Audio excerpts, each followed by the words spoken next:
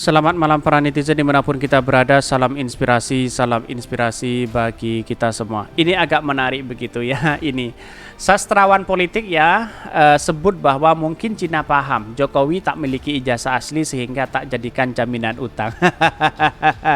Ini banyak sekali ada pro dan kontra begitu kan. Tetapi melihat dari pernyataan yang Said Didu, ide bagus katanya begitu. Dan bahkan ada yang muncul mengatakan bahwa yang jadikan jaminan aja ijazah Pak Jokowi aja.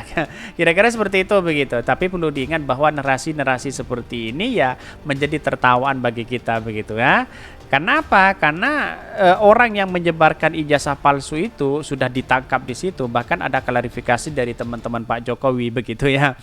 Tetapi inilah menjadi tertawaan bagi kita begitu, dan saya juga tertawa ini begitu ya. Tetapi mari kita baca terlebih dahulu komentar-komentar netizen seperti ini. Ini komentar-komentar netizen ya, sastrawan politik sebut ya, sebut bahwa mungkin Cina paham ya. Jokowi tak memiliki ijazah asli sehingga tak jadikan jaminan hutang. Wah ini makanya bisa diperalat. Tak pantas kita berolok-olok tentang ini. Ini adalah cara pemilik modal untuk menguasai negara kita dengan deal-dealan ya dengan penguasa. Kita tidak paham mana kedaulatan dan mana pembangunan bangsa. Pembangunan bangsa yang dilakukan pemerintah saat ini adalah pembangunan kekuasaan asing. Hahaha. Ini banyak sekali begitu ya. Sastrawan tai kucing. Wah, ini ada pro dan kontra. Ya, kita harus hormati itu begitu. Tetapi inilah bagian dari aspirasi masyarakat begitu ya. Haha, itu hanya candaan para sastrawan politik. Sejati para sastrawan politik ya mengakui kehebatan Jokowi itu ditunjukkan dengan fakta menolak secara mati-matian 3 periode ya. Orang-orang dungu bisa ini media sampah. Wah banyak sekali ada pro dan kontra begitu, dikritik begitu medianya begitu ya. Ini bukan dagelan atau lawakan, ini kedaulatan negara. Udah di ujung tanduk kekuasaan akan dipegang oleh pemilik modal melalui skema hutang yang gagal bayar. Ini banyak sekali ada pro dan kontra begitu ya. Kok iki ngelindir apa ya? Uang pengadilan saja tidak memutuskan gugatan ijazah Pak Jokowi palsu nih. Bahkan ini curiga orang di balik demokrasi news ini adalah Sugi Nur, omongannya sama persis. Ini ada pro dan kontra begitu ya. Ini kalau orang waras ya berpikir masa iya bisa jadi wali kota, gubernur, bahkan presiden bila tak punya ijazah. Itu yang menjadi pertanyaan hari ini, dan orang yang menyebarkan ijazah palsu itu sudah ditangkap di situ begitu. Dan bahkan sudah ada klarifikasi dari teman-temannya Pak Jokowi.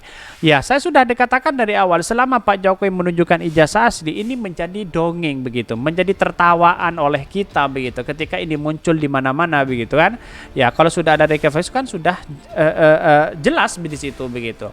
Ya, selama Pak Jokowi menunjukkan itu, saya rasa orang akan berspekulasi berbagai macam apapun di situ begitu ya. Tetapi kita melihat situasi dengan logis lah kita begitu kan. Tetapi mari kita baca terlebih dahulu ya beritanya seperti ini. Ini beritanya sastrawan politik ya sebut mungkin Cina paham Jokowi tak memiliki ijazah asli sehingga tak jadikan jaminan hutang. Wah, ada pro dan kontra begitu di sini. Ini apa yang saya bacakan inilah dari Demokrasi ya. Ada dugaan Cina mengetahui Presiden Joko Widodo tidak memiliki ijazah asli sehingga tidak dijadikan jaminan hutang. Dari mana ya kita tahu bahwa selama ini kan masih belum menunjukkan ijazah asli situ begitu kan. Tetapi teman-teman Pak Jokowi ada begitu kan. Biasanya kalau teman-teman angkatan ada kan biasanya ada begitu. Wallahu alam begitu ya. Saya menduga intelijen Cina tak merekomendasi utang Cina dijamin dengan ijazah asli Jokowi karena ijazah asli tak ada, hanya fotokopi. Nilai ya coletelnya rendah ya sehingga tak ada dijadikan jaminan utang, kata sastrawan politik Ahmad Khozainuddin kepada redaksi Suara Nasional. Bahkan berdasarkan sikap politik Cina tersebut, kata Khozainuddin, dapat dipahami pula mengapa jaksa tetap ngotot untuk menuntut Gus Nur dan 10 tahun penjara. Dan mungkin saja tuntutan itu dinaikkan nilai kolateral ijazah Jokowi meskipun hanya berupa fotokopi.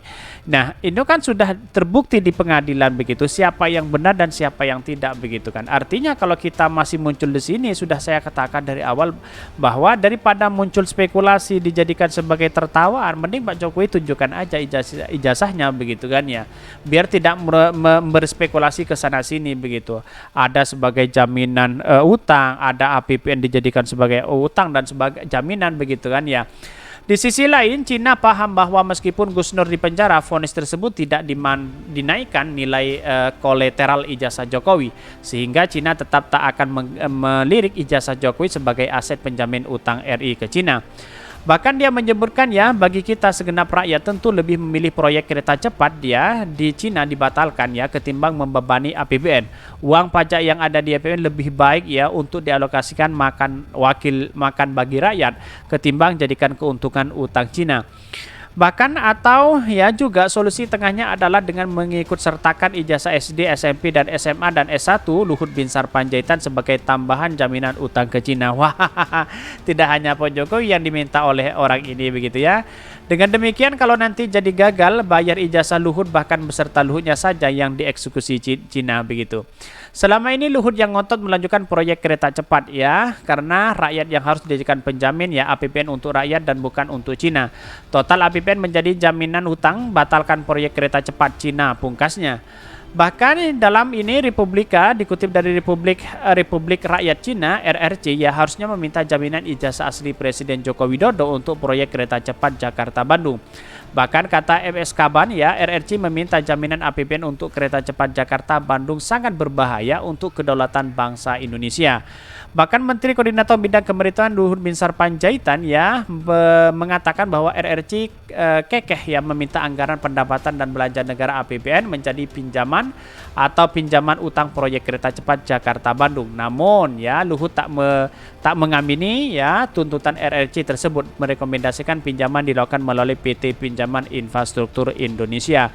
Bahkan di sisi lain dia mengatakan bahwa ya Luhut menyebut RRC hanya menurunkan bunga kereta cepat ya 4% menjadi level 3,4%. Wah, kenapa kok enggak 3 aja begitu ya? Itulah yang kemudian ya menjadi spekulasi begitu di terkait dengan ijazah Pak Jokowi, terkait dengan kegagalan Pak Luhut dan sebagainya begitu. Mungkin sudah saatnya hari ini bahwa apa yang selama ini dilakukan oleh pemerintah ya, kalau tidak ada uangnya, jangan membuat infrastruktur yang ada begitu ya. Jangan membuat infrastruktur begitu.